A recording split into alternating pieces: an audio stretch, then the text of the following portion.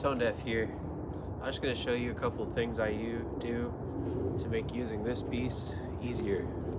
So one thing I for sure do is I don't really hold my grip here unless I'm trying to really turn it quick.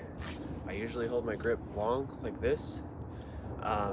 This is because I've seen different schools in Japan that use the large nodachi, and they always are holding it, you know, standard kind of like grip like that, but then they have the very bottom one almost all the way to the kashira here, so they hold it like that. And what that allows you to do is to quickly leverage your blade up. Now it's harder to do if the suka isn't long enough, but this one is 17 inches.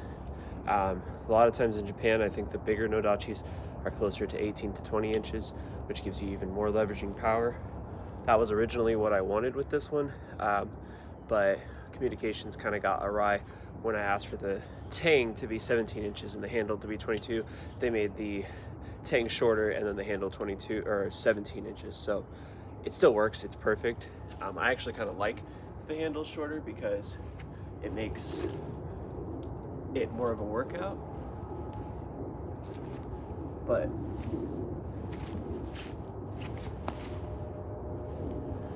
so what I end up doing is kind of leveraging with that left hand like that. And so it ends up in this position that it is a guard, but it's also an upward strike. And because of the reach, I can extend it.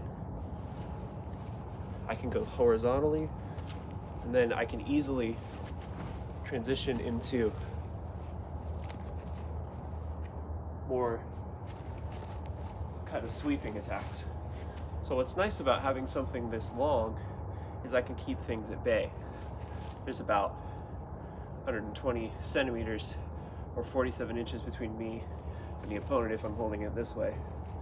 But most of the time, I'm stepping into the attack when I do it. And I do that just to make sure the attack follows all the way through. One of the hardest things about an Odachi versus something like a Zweihander or a Claymore is the lack of a counterweight. So you kind of have to act as the counterweight. In Zweihander fighting, a lot of times they're standing up straighter, but with the Odachi I found that it's much easier to widen your stance pretty significantly. That'll help you kind of pop into the attacks rather than feeling like this blade is pulling you.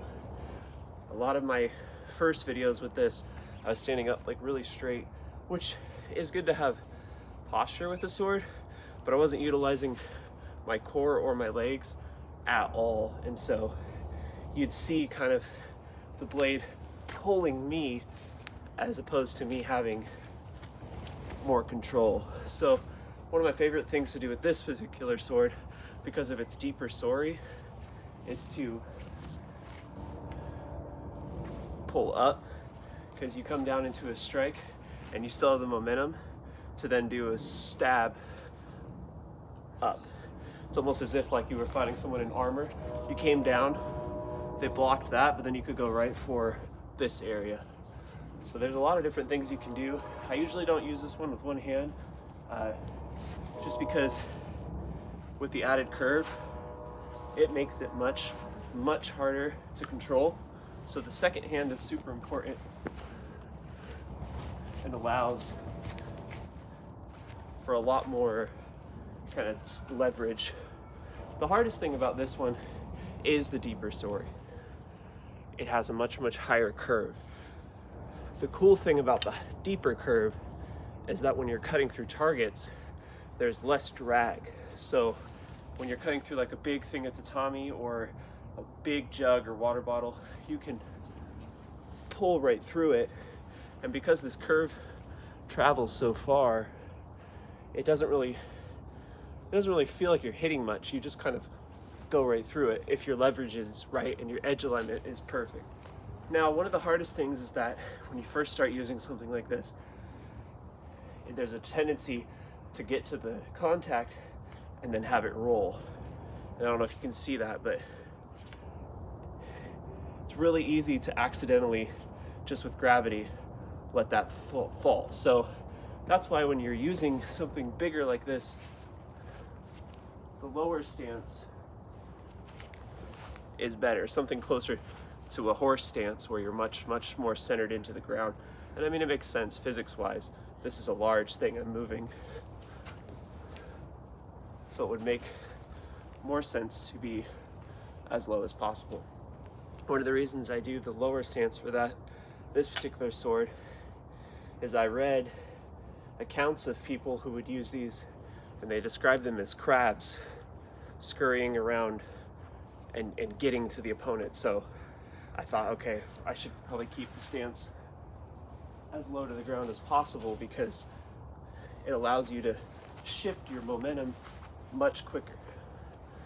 Yeah, that's how I use this thing. There are not really any formal schools that use this, like that teach at least online. I'm sure I could find one. I'm sure I could go there. I doubt they'd let me use one right away. But this one is from Hanbon Forge. It's a custom model, and I've been cutting with it for almost a year, coming up on a year. So yeah, hopefully you liked this video on kind of how I use this, the ways I use it, and I'll probably try to do a couple more of these with different weapons I have, probably the large Nagamaki, since nobody really has that sword. So yeah, this has been Tone Deaf using an Odachi. Thanks for watching.